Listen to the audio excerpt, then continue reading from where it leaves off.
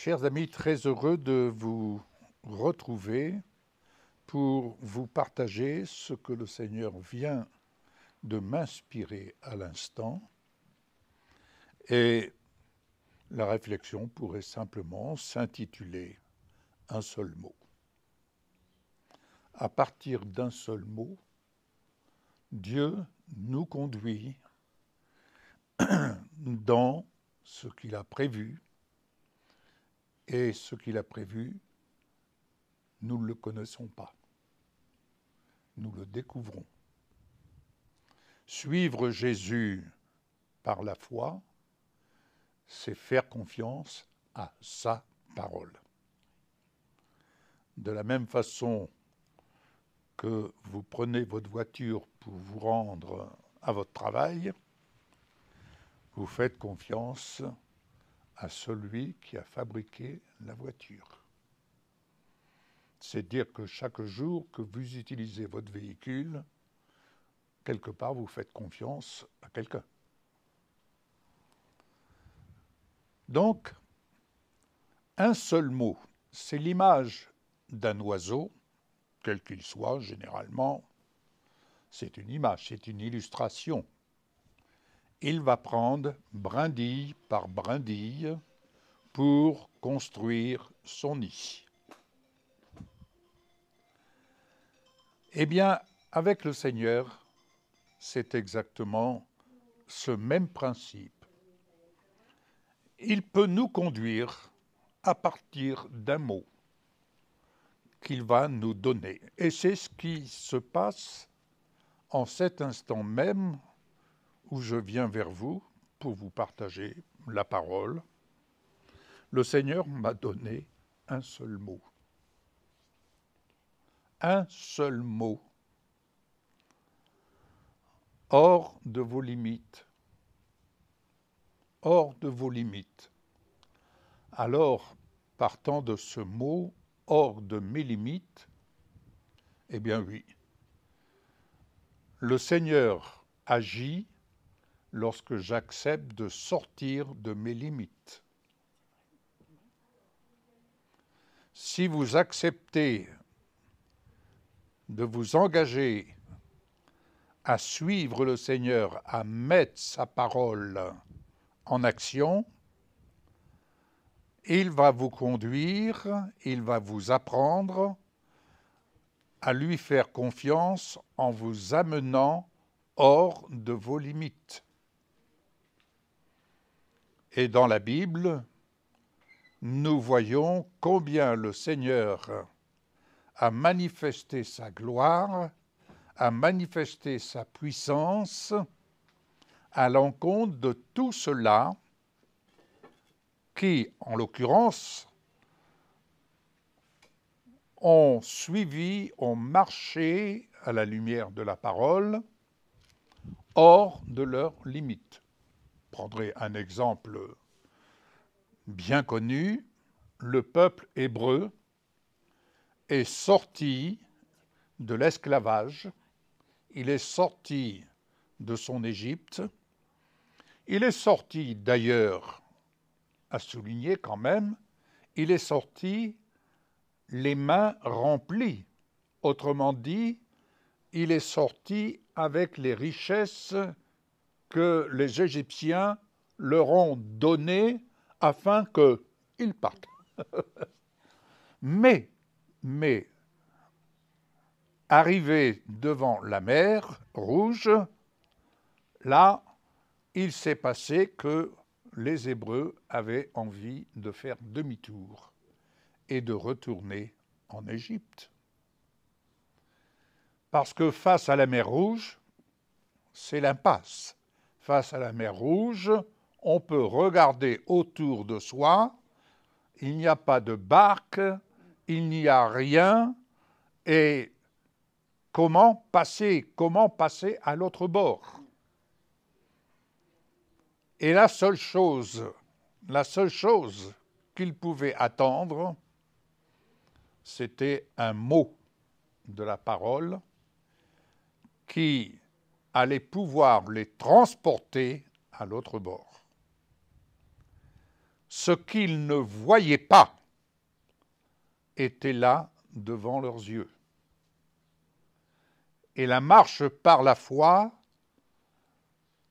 le Seigneur nous enseigne, nous instruit, il nous amène au bord. Et nous ne voyons pas.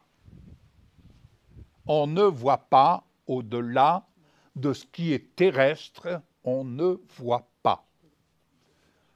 Et pourtant, le Seigneur va dire à Moïse, lève ton bâton. Comme je l'ai dit précédemment, le bâton représente l'autorité. Mais vous remarquerez que le bâton est mort. Il est sec.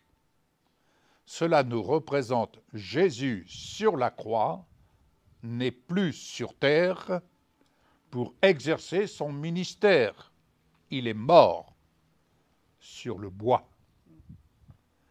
Et pourtant, mort sur le bois, il nous a promis qu'il serait tous les jours avec nous jusqu'à la fin de ce monde. Mais de quel monde? C'est-à-dire jusqu'à la fin de la pensée de ce monde qui ira immanquablement à son terme, c'est-à-dire à sa déchéance. La pensée de ce monde ira à sa déchéance. Je suis, comme vous, dans la pleine actualité où nous entendons les responsables de notre pays nous dire « nous sommes au bord du précipice, financièrement ».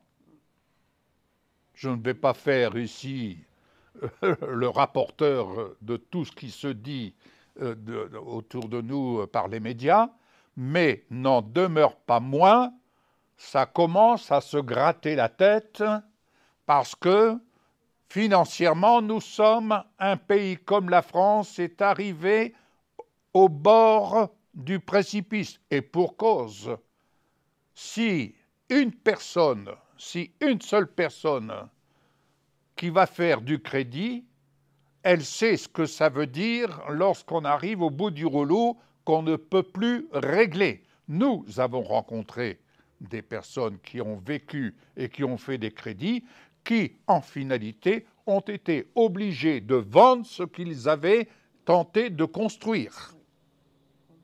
Donc, quand on est au bord du précipice, et surtout lorsque nous y sommes, parce que Dieu, comme on dit, est mis de côté, et qu'on apprend à vivre comme bon nous semble, et on apprend à vivre à crédit, et on libère, excusez-moi, mais on arrive à un moment donné au bord des limites. Et là, quelle est la solution? On entend parler alors de récession. Mais vous allez me dire, où est-ce que je veux en venir? Ce n'est pas tant mon propos, je donne cela pour illustrer. Quand un pays marche sans Dieu, en dehors du conseil divin, c'est à l'image d'un citoyen qui marche sans Dieu, sans conseil de Dieu. Et le conseil de Dieu n'est pas le conseil d'une religion, c'est le conseil de sa parole. Et sa parole, elle est là pour apprendre toute personne à vivre convenablement, mais en prenant soin, lorsqu'on arrive devant des limites, de s'appuyer sur le conseil de la parole pour vivre dans la sagesse de Dieu et vivre convenablement. On peut vivre convenablement avec peu de choses, comme on peut vivre convenablement avec beaucoup de choses. Comme on peut vivre d'une façon maladroite avec peu de choses, mais comme on peut vivre maladroitement avec beaucoup de choses. Ce n'est pas une question de compte en banque, c'est une question d'attitude, c'est une question de cœur, c'est une question où l'homme sans Dieu et il y a l'homme avec Dieu. Il y a l'homme qui n'a que faire du conseil de la parole, et il y a l'homme qui prend soin d'appliquer son cœur au conseil de Dieu. Et il y a eu, à l'exemple du peuple hébreu, quand un seul mot a suffi pour Moïse, il a levé sur le conseil de Dieu, pas sur le conseil d'une religion. Ils n'étaient pas en train de rendre un culte, ils étaient en marche vers le pays de la promesse, mais levant le bâton, un seul mot, et la mer Rouge s'est ouverte. Oh, je sais, certains vont dire, mais vous rêvez. Je n'ai que faire de toutes ces réactions. Ce qui importe, c'est la parole, car elle ne change pas. Elle ne change pas. Elle va et elle ira à son terme. Heureux celui qui croit. Alléluia. Et c'est ainsi que le peuple hébreu a pu passer à l'autre bord et poursuivre son chemin. Hors des limites. C'est hors des limites que très souvent nous pouvons nous retrouver et où le Seigneur a pour but de nous amener à porter, écoutez bien, à porter l'épreuve, tout comme les anciens combattants qui ont donné leur vie pour sauver notre pays, eh bien aujourd'hui, ils peuvent se retrouver sous l'arc de triomphe avec leur médaille.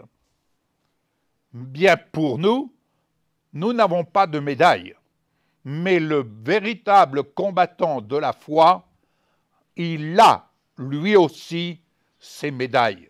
Mais ces médailles, ce sont les preuves du témoignage que Dieu rend à chacun de ceux qui exercent leur foi à aller au-delà de leurs limites et qui acceptent de se donner pour dire « Seigneur, je viens et je te suis et j'apprends à porter les preuves de ton témoignage sur mon cœur. » Et quiconque porte ainsi les preuves du témoignage de la fidélité de Dieu révélée en Jésus-Christ pour tout cela qui honore le Fils Jésus-Christ, tout cela, eh bien, sont déterminés à aller jusqu'au bout. D'ailleurs, la parole de Dieu, le contenu de la parole de Dieu nous relate des histoires extraordinaires, des histoires merveilleuses, des histoires hors normes, des histoires hors des limites,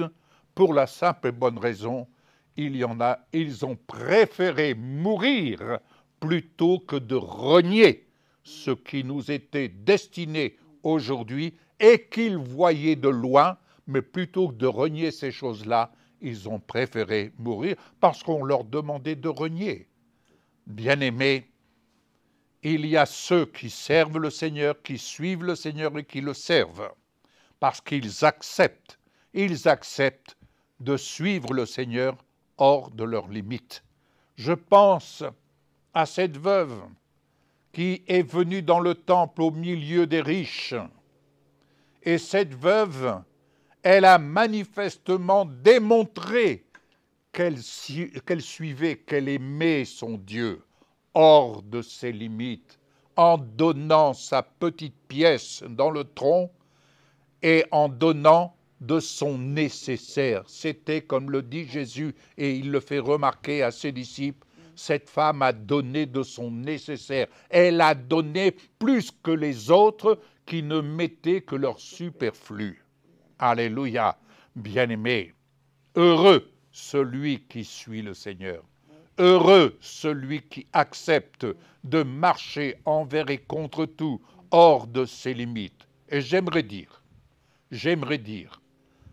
par les différents messages que je reçois, eh bien, j'aimerais dire à quiconque, à vous qui êtes dans une chaise roulante, à vous qui êtes couchés, alité pour des causes de maladie, que sais-je, j'aimerais vous dire, à vous qui êtes démunis, à vous qui n'avez pas de travail, à vous qui êtes dans le désespoir, ne désespérez pas. Je vais vous lire une parole. Je vais vous lire cette parole que nous trouvons dans l'évangile de Marc, au chapitre 6. Je la lis. Entendez, bien-aimés, à partir du verset 53. Après avoir traversé la mer, ils vinrent dans le pays de Génézareth et ils abordèrent. Quand ils furent sortis de la barque, les gens ayant aussitôt reconnu Jésus, puissiez-vous reconnaître Jésus au moyen de sa parole. Reconnaissez Jésus qui est là, il est la parole qui s'adresse à vous comme il s'adresse à moi-même. Alléluia. Ils reconnurent Jésus, parcoururent tous les environs et l'on se mit à apporter les malades sur des lits, partout où l'on apprenait qu'il était. Autrement dit, partout où on apprenait qu'il était, des gens qui étaient hors limite, au bord des limites, des gens qui ne pouvaient plus rien, humainement parlant, on les amenait. On les amenait. En quelques lieux que Jésus arrive, dans les villages, dans les villes ou dans les campagnes, on mettait les malades sur les places publiques et on le priait de leur permettre seulement de toucher le bord de son vêtement. Et tous ceux qui le touchaient étaient guéris. Alléluia. Bien-aimés, je vous laisse cette bonne nouvelle. Je vous laisse cette bonne nouvelle au-delà de tout ce que vous pouvez entendre et qui vous paralyse, au-delà de tout ce que vous pouvez entendre dans ces jours au sein de notre nation, peut-être même de votre nation, mais au moins je sais qu'au sein de ma nation, dans tout ce que nous pouvons entendre, on peut se dire, mais où va-t-on? Vous savez, il ne faut pas aller loin pour connaître l'enfer. Le monde devient un enfer. Le monde devient un enfer. Alors, bien-aimés, ne perdez pas votre temps à vous poser 1001 questions. La seule réponse que je vous offre et que le Seigneur nous offre, c'est de le suivre. Il est là pour nous conduire hors de nos limites. Hors de nos limites. Qui que vous soyez, ayez simplement l'humilité. Ayez simplement l'humilité de lâcher prise et de dire, Seigneur Jésus, en cet instant, je ne sais plus comment faire. Je ne sais pas où nous allons. Je ne sais pas comment m'en sortir. Je n'ai, humainement parlant, aucune solution. N'ayant aucune solution, je veux simplement incliner mon cœur. Incliner mon cœur et te dire, Seigneur Jésus, je sais que tu intercèdes pour moi en cet instant. Je sais que tu es mon sauveur et je te demande d'être le Seigneur de ma vie et de me conduire ainsi à la lumière de ta parole, hors de mes limites. C'est-à-dire, conduis-moi dans ton miracle et que je porte ainsi sur mon cœur les preuves de ton témoignage dans ce monde où je n'ai rien à espérer, dans ce monde où je n'ai rien à attendre. Viens, Seigneur Jésus, à mon secours. Viens me guérir. Viens me libérer. Viens sauver ma famille. Viens sauver mes enfants. Viens, Père. Tu as envoyé Jésus, ton Fils, afin que je sois racheté de la malédiction et que je place ma confiance, dans ton plan de salut. Merci, Père, au nom de Jésus. Tu me sors hors de mes limites, je ne peux pas aller plus loin, mais avec toi, je sais que je peux passer à l'autre bord. Merci pour le miracle, et parce que je crois que ton miracle est en action et que ta bénédiction vient à ma rencontre, je prends la décision de me lever, de faire en cet instant ce que je ne pouvais pas faire auparavant. Je suis déterminé à faire aujourd'hui ce que je peux faire, car je suis assuré que si je fais un pas, tu feras le reste. Amen. Que le Seigneur vous bénisse. J'attends de vos bonnes nouvelles dans le Seigneur, parce que j'ai la certitude qu'il est celui qui accomplit ce qu'il dit. Amen.